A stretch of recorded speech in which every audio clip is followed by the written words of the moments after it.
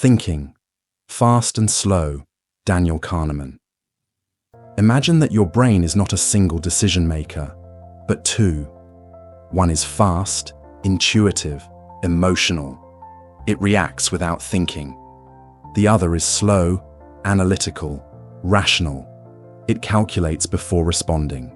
In Thinking, Fast and Slow, Nobel Prize-winning psychologist Daniel Kahneman reveals that these two systems, System 1 and System 2, govern every decision we make, and understanding their dynamics is key to mastering your mind. System 1 is automatic, fast, and always active. It helps you recognize a face, complete a phrase, detect danger, or respond instantly to a question like, "What's 2 + 2?" It's efficient because it saves mental energy, but that speed comes at a cost. System 1 jumps to conclusions, is biased, and prone to error. It's great for survival, but dangerous in complex situations. System 2 is slower, conscious, deliberate. It's what you activate when solving a tough math problem, evaluating a contract, or resisting temptation. It demands effort, consumes energy, and often avoids activation because the brain is lazy by default. System 2 is the seat of logic, but it's also limited by attention span and fatigue. Kahneman's thesis is that we believe we're rational, but we're not. Most of the time, System 1 is in charge, and System 2 just confirms what System 1 already decided. This creates illusions of logic, where we think we're thinking, but we're just rationalizing. Recognizing when System 1 is dominating is essential to avoid poor decisions, especially in finance, leadership, negotiation, and health. He demonstrates this with dozens of cognitive biases. One is the availability heuristic. We judge how likely something is based on how easily examples come to mind. If we hear about plane crashes often, we think flying is dangerous, even though it's statistically safer than driving. Another is the anchoring effect. Our judgment is influenced by the first number we see. If someone says a product costs $1,000 and then offers it for $500, we think it's a bargain, even if $500 is still too much. Kahneman also reveals the substitution bias. When faced with a hard question, the brain replaces it with an easier one, without telling us. For example, should I invest in this company? Becomes, do I like the brand? This shortcut feels logical, but often leads to irrational behavior. The problem is that we don't realize the switch happened. Another powerful concept is cognitive ease. The brain prefers what's familiar, easy to read, and fluently processed. That's why repetition increases believability. A lie repeated enough becomes truth, not because of evidence, but because it feels familiar. This explains propaganda, fake news, and marketing manipulation. Kahneman's insight: what feels true isn't always true, and what's true doesn't always feel right. Optimized insights. Part 1. Your brain runs on two systems, one fast, one slow. System 1 is efficient, but error-prone System 2 is rational but lazy and energy-intensive. Most decisions are made by System 1, not reason. We judge risk based on vividness, not statistics. Anchors distort judgment. First impressions matter. We answer hard questions with easy substitutes. Familiarity feels true, even when it's false. Critical thinking starts with slowing down. Thinking fast feels right, but isn't always right. In Part 2, we'll dive deeper into how biases shape your choices, why confidence is not competence, and how to think like a true decision maker. If this content is challenging your thinking, subscribe now to the Optimized channel and leave a like. Here, we help you upgrade your mental software to think with clarity, not illusion. Daniel Kahneman continues his insights by dismantling a dangerous illusion. Confidence does not equal competence. We're taught to trust people who speak firmly, seem certain, and show no hesitation.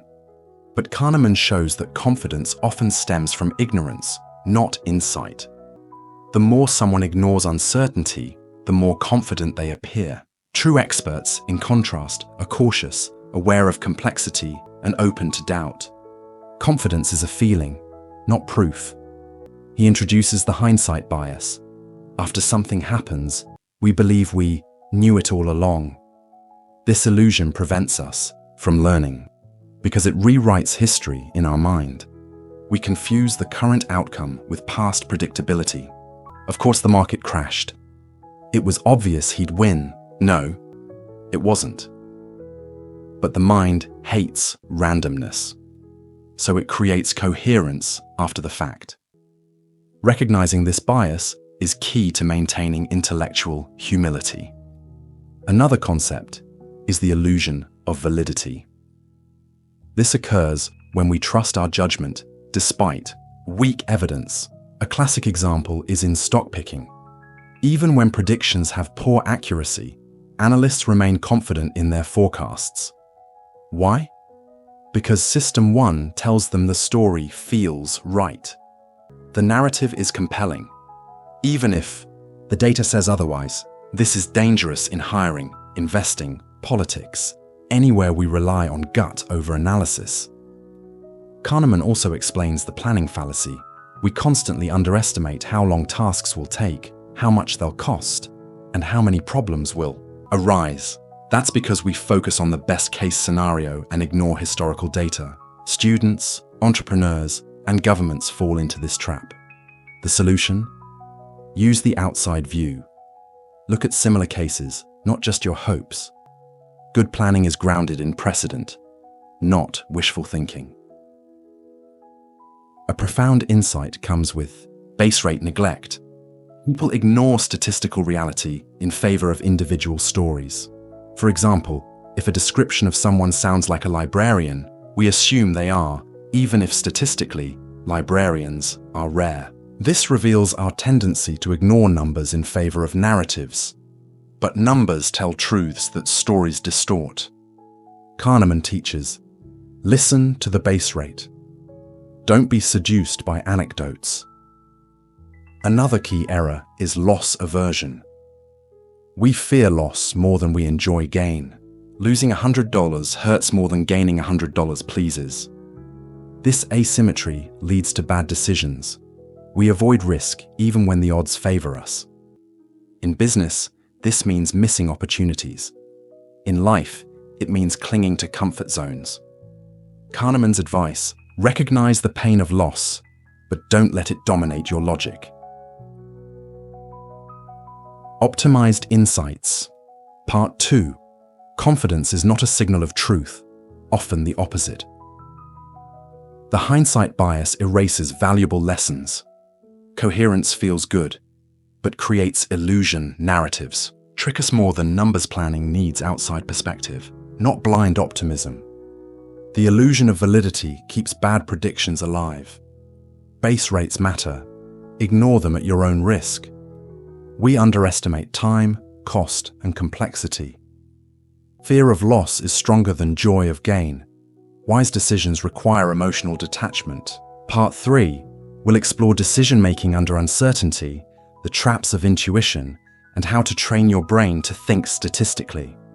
If this content is sharpening your perception, subscribe to the Optimize channel and give this video a like. Here, we help you think clearly in a noisy world. In Part 3 of Thinking, Fast and Slow, Kahneman explores how our intuition often fails in complex decisions. Intuition is fast, automatic, and emotionally satisfying, but it's only reliable in environments that are stable, predictable, and where feedback is immediate. For example, a firefighter can intuit danger because the environment gives fast and consistent feedback. But a stock trader using intuition in the market, that's dangerous. Financial systems are noisy, delayed, and volatile. In those cases, intuition misleads more than it helps. Kahneman introduces the concept of YCRT, what you see is all there is. Our brain forms conclusions based only on the information available, without considering what's missing. This leads to overconfidence and flawed decisions. We act as if we have the full picture, even when we don't. It's not that we're ignorant, it's that we don't realize what we don't know. The antidote is intellectual humility and seeking disconfirming evidence. He also explores the affect heuristic, when emotions dominate judgment. If we like something, we assume it has no risks. If we dislike it, we exaggerate the dangers. For example, someone who loves a politician downplays their flaws. Someone who fears a technology inflates its risks. The affect heuristic shortcuts thinking, replacing analysis with feeling. Recognizing this helps us avoid polarized and emotionally reactive decisions. Another powerful trap is overweighting rare events. When events are vivid, dramatic, or frightening, like plane crashes or terrorist attacks, we overestimate their probability. That's why people fear flying after media coverage, even though flying remains statistically safe. The media fuels these biases by spotlighting extreme cases. Kahneman teaches us to judge probability using statistics, not salience. Kahneman also critiques expert overconfidence. In many fields, economics, politics, even medicine, experts make confident predictions that fail repeatedly. The problem isn't lack of knowledge, but the illusion of understanding. True experts accept uncertainty. They think in probabilities, not certainties. They admit what they don't know and adjust as new data arrives. That's wisdom. He offers a solution: algorithmic thinking. In many domains, simple formulas outperform human judgment. For example, actuarial models predict recidivism better than parole boards. Because humans are inconsistent, emotional, and biased, while algorithms apply the same logic every time. Kahneman isn't anti-human, he's pro-structure. Combining human judgment with statistical tools leads to better outcomes. Optimized insights. Part 3: Intuition is context-dependent. Don't trust it blindly. What you don't see matters more than what you do. Emotions distort perception. Awareness is protection. Rare, vivid events aren't always likely. What feels risky may not be. And vice versa. Biases are automatic. Correction is deliberate. Experts are often wrong and rarely admit it. Humility improves decision-making. Systems outperform instinct in noisy domains. Smart thinkers question their certainty in Part 4. We'll unpack Kahneman's work on happiness, memory, and how your brain tricks you about your own life satisfaction. If you're ready to think beyond illusion, subscribe to the Optimized channel and hit that like button. Here, we don't just think fast, we think deep. In Part 4 of Thinking Fast and Slow, Kahneman shifts focus from decision-making to happiness and well-being. He reveals a profound distinction between two selves: the experiencing self and the remembering self.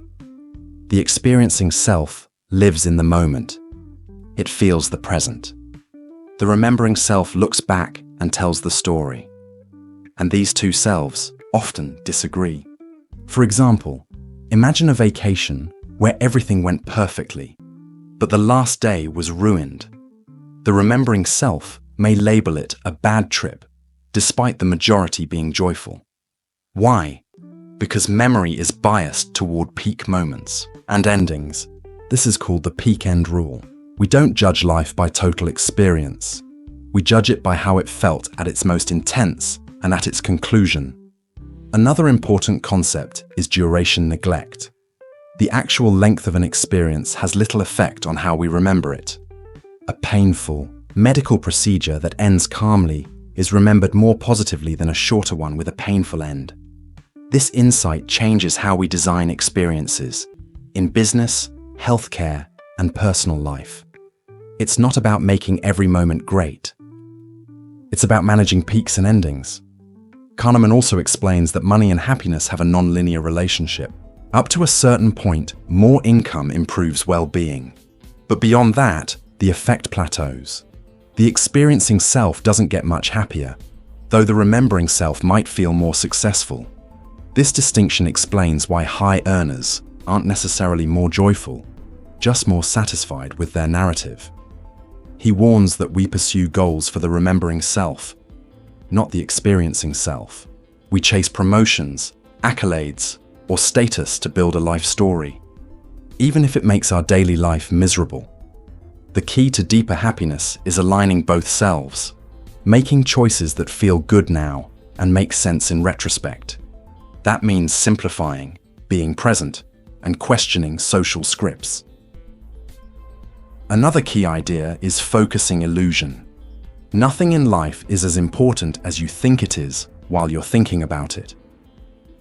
When we focus on one aspect, like income, relationship status, or success, we overestimate its impact on happiness. But life is multifaceted. True well-being comes from balance, not obsession. Kahneman's research shows that frequent small joys often beat rare big events. A coffee with a friend, a moment of silence, a walk in nature. These nourish the experiencing self. Designing life for happiness means creating better moments, not chasing bigger milestones. Optimized insights. Part 4. You have two selves, one that lives, one that remembers. Peak and end moments define memory, not duration. Happiness and money rise together, then split. We chase narratives more than feelings. Memory distorts how we evaluate life. Big goals don't always mean better lives. Focus inflates importance. Balance restores clarity. Presence beats prestige in daily well-being. Design your life for both joy and meaning. Lasting happiness is built moment by moment. In the final part, we'll close with Kahneman's legacy.